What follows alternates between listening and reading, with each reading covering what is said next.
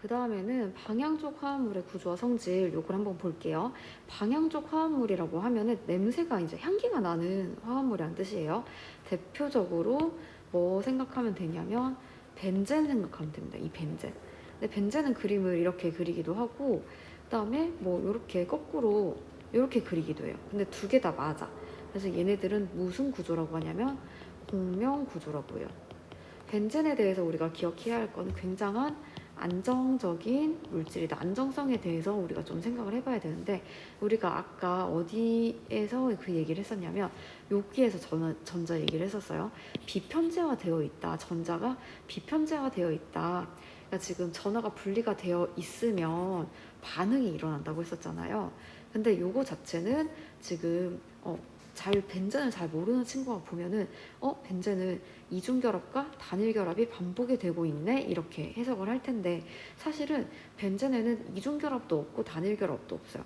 애매한 1중 5중결합이라고 얘기할 수 있을 정도의 결합만이 남아 있습니다. 결합만이 존재해요.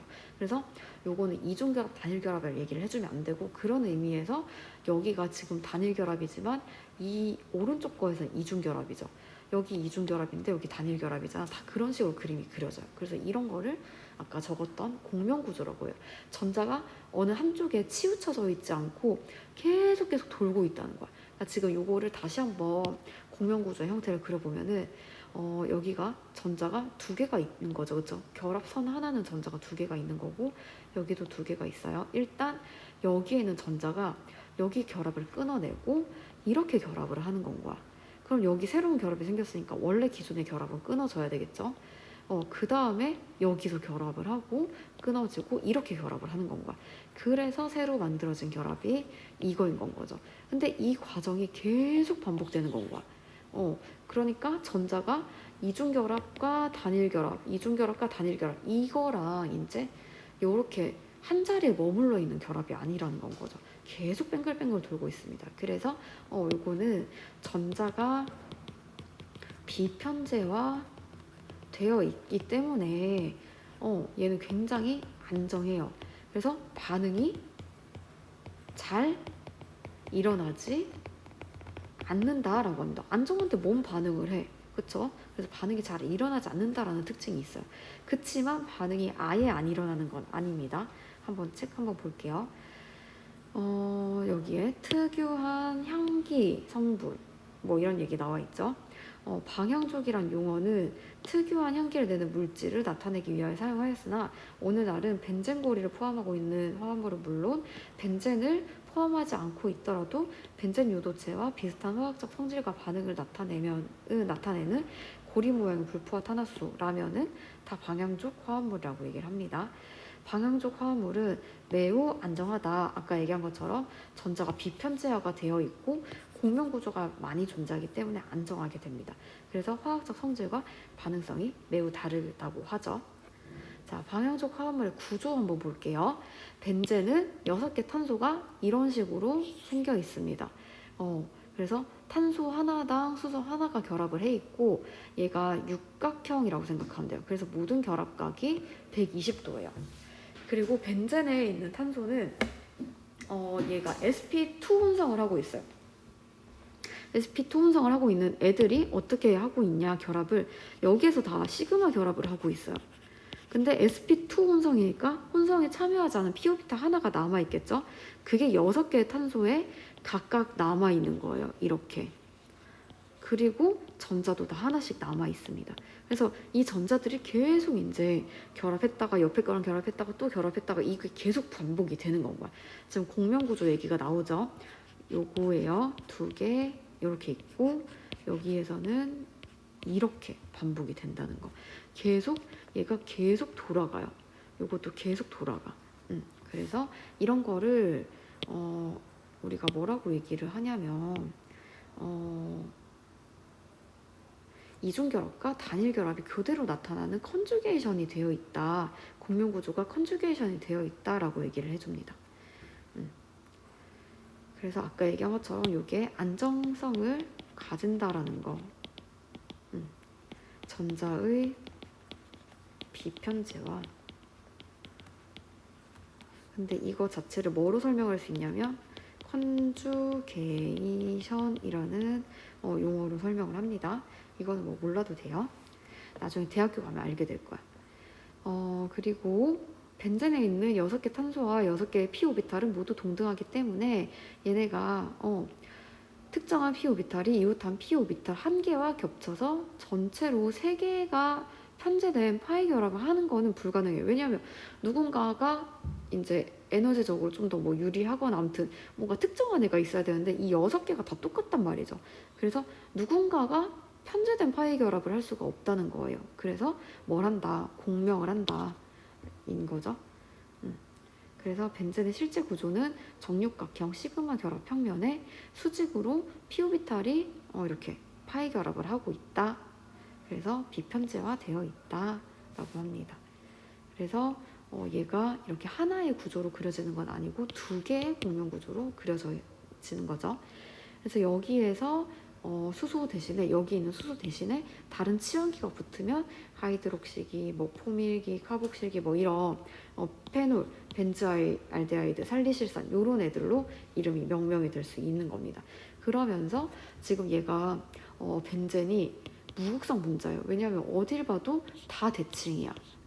그래서 벤젠은 무극성 분자인데 당연히 무극성이니까 굉장히 안정하겠죠. 그러니까 비편제화가 되어 있고 무극성이에요. 그래서 얘네들은 뭐라고 해야 되지? 극성을 가지고 있지 않으니까 우리 아까 극이 분리가 되어 있으면 안정화가 어려운데 얘가 이제 대칭이거나 극이 분리가 되어 있지 않다면 안정하다고 했었죠. 그래서 지금 매우 안정하다. 왜냐하면 전자들 비편제화 되어 있다. 그 얘기가 나오고요. 그리고 얘네들 안정하기 때문에 첨가 반응보다는 지금 결합을 다 탄소, 수소랑 하고 있어요. 그래서 얘는 치환 반응이 일어난다. 결합을 다 하고 있으니까 이중결합 이런 개념이 아니잖아요. 벤젠은. 치환 반응이 일어나는데 특히 무슨 치환 반응이냐면 친전자성 치환 반응. 친전자체에 의한 친전자성 치환 반응이 일어나고 탄소 양이온 중간체를 거쳐서 일어납니다. 그래서 요 단어들 노란색으로 끄은 단어들 있죠. 요거 이거 하나랑 요거 하나 꼭 기억을 해두세요. 그래서 벤젠고리에 있는 수소를 나이트로기와 알킬기로 치환시키는 친전자성 반응이 다음에 나온다고 합니다. 자, 한번 볼게요. 친전자체가 있어요. 이번에는 얘가 플러스 전화를 띄워야 돼. 친핵체. 얘는 마이너스 전화를 띄고 있었어요. 이거랑 반대로 친전자체는 전자를 좋아해야 되잖아. 그러니까 플러스 전화를 띄고 있겠죠. 근데 여기에 벤젠고리가 공명을 하고 있기 때문에 전자가 굉장히 좀 풍부하고 바깥에 아까 p-오비탈 이렇게 있었잖아요. 여기에 있는 전자들이 바깥에 노출이 되어 있기 때문에 반응에 그나마 좀 참여를 합니다. 그래서 여기에 있던 전자가 결합을 하나 만들어내죠. 그러면 새로운 결합이 만들어졌으니까 기존에 있었던 결합은 끊어져야 합니다. 그래서 플러스 전하를 띄게 돼요. 끊어져가지고. 근데 이제 수소가 자기가 떨어져 나가면서 여기 그러니까 이 전자가 얘한테 자기 전자를 주면서 수소를 떨어뜨리는 건 거지. 그래서 이런 식으로. 근데 이게 뭐냐면 탄소 양이온 중간체입니다. 이름이. 중간체는 잠깐 존재한다라는 뜻입니다. 그래서 여기에서도 H 플러스가 떨어져 나갔구나 볼 수 있고요. 그 다음에 두 번째로 또 벤젠이 있어요. 요거는 나이트로기를 붙이는 과정이에요. 이 NO2가 나이트로기죠. 네, 그래서 요게 지금 여기에 있는 수소가 있고요. 여기에 또 전자가 있잖아요. 얘가 누구를 공격을 하냐? 질소를 공격을 합니다. 얘가 친전자체예요. 질소가 원래라면은 결합을 3개를 하잖아요. 근데 NO3 HNO3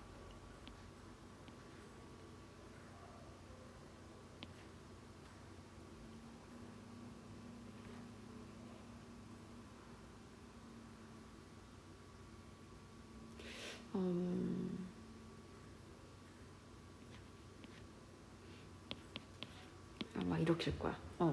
그러면 지금 질소가 전자가 부족하기 때문에 얘가 친전자체로 작용을 해요. 그러면 이 전자가 질소를 공격을 합니다. 질소를 공격을 하면서 어떻게 되냐면 여기는 OH를 떨어뜨리게 돼요. 그럼 OH-로 떨어지고 얘가 결합을 하면서 질소가 여전히 결합을, 이거 중간에 한번 적어볼게요. 여기에서 이 결합이, 가운데 있는 결합이 다 지워버렸네. 여기에서 얘네 두 개는 가만히 있죠, 그쵸? 수소가 있고 여기에 NO, O-가 있고요. 여기는 플러스겠지, 그치? 그리고 OH-가 떨어졌어요. 근데 이 OH-가 옆에 있는 수소를 공격을 하고 여기 있던 전자가 다시, 여기는 플러스였겠지, 그치? 아까 여기 떨어졌으니까 얘가 다시 여기를 닫아주는 건 거야. 결합을 다시 해주는 건 거예요. 그래서 여기에 수소 대신에 NO2가 결합을 했구나를 볼 수 있습니다. 그러니까 우리는 결과만 기억을 해두면 좋겠죠. 과정도 기억을 하면 좋은데, 과정을 기억하는 건 우리가 이름을 뭐라 하냐면 메커니즘이라고 불러요. 이 반응의 메커니즘, 반응 메커니즘이라고 하는데, 얘는 대학교 가서 확인을 해도 상관없어요. 다시 한번 설명을 해주자면 질산이 이렇게 생겼어요. 근데 여기에 전자가 어떻게 얘를 공격을 하는 건 거야. 친전자체에 이 양을 띠는 곳을 공격을 하고 얘가 결합이 새로 만들어졌으니까 원래 기존에 있었던 결합 중에 제일 허접한 결합은 떨어져야 돼요. 이게 제일 허접해. 그래서 떨어져 나갔어요. 이거랑 요게 남잖아요, 그쵸? 근데 이 OH-가 이 음으로 존재하면 안 돼요. 그래서 얘를 이제 산 처리를 해주는 건 거지. 그래서 얘가 어떻게 하냐, 여기에 결합이 되어 있던 수소를 만나는 건 거야. 그러면 H2O가 되겠죠. 그리고 여기에 있던 전자가 여기 플러스를 띠니까 여기를 이제 메꿔주는 거죠. 이런 식으로 하나가 치환된 형태로 그림이 그려집니다. 그러니까 실험 반응 결과죠. 이거 왜 안 지워지지? 얘 왜 안 지워질까요? 아무튼 그렇습니다. 일단 이 밑에 것도 마찬가지예요. 여기도 수소가 있어요. 근데 이 수소가 있고 여기도 이제 수소가 있겠지. 근데 이 AlCl3 요것도 얘는 촉매예요, 촉매. 얘가 어떻게 하냐, 이제 반응이 잘 일어날 수 있게 요거의 모양을 이제 바꿔줍니다. 얘는 지금 플러스를 띄는 곳이 없어요. 근데 요거랑 이제 결합을 해가지고 얘를 CH3, CH2 플러스로 만들어주는 건 거지. 그러니까 얘가 여기 할로젠이 붙어있는 이 탄소를 플러스로 만들어주는 거예요. 그러면 여기에 있던 전자가 많은 부분이 탄소를 공격을 하겠죠. 그러면 여기가 여기에 붙었다고 한번 쳐볼까요? CH2, CH3 이렇게 되어 있고 여기 부분이 이제 결합을 못했으니까 끊어졌겠죠. 근데 Cl-가 여기에서 얘를 잡고 그다음 여기 남은 거를 얘한테 주면은 이제 플러스가 없어지겠죠. 그래서 결론적으로 이 위치에 얘가 붙었다라는 거, 요거를 기억을 하면 됩니다. 그래서 이 방향족 화합물은 치환 반응이 쉽게 일어나진 않아요. 그렇지만 치환 반응이 일어날 때는 항상 공명 구조로 좀 생각을 해줘야 돼요. 지금 요거가 하나씩만 이렇게 그려놔가지고 공명의 형태가 그 눈으로 잘 안 보이겠지만 얘네들도 사실은 그림을 그려보면은 다양한 공명 구조를 가져요. 그래서 이 반응이 일어날 수 있는 건 거지. 그래서 지금 방향족 화합물들은 무슨 반응을 하냐면 친핵성 치환 반응을 한다. 친핵성 치환 반응을 한다. 요거를 반드시 외워두고요. 그 다음에 뭔가 문제가 잘못됐네. 아무튼 결국 이제 할 얘기는 다 했으니까 친핵성 치환 반응이 일어난다. 요거를 좀 기억을 해두세요. 그러면 나머지 이 시험은 딱 여기까지만 칠 겁니다. 그리고 시험에 관련된 다른 내용은 이제 파일로 정리를 해서 단톡방에 뿌릴게요. 고생했습니다.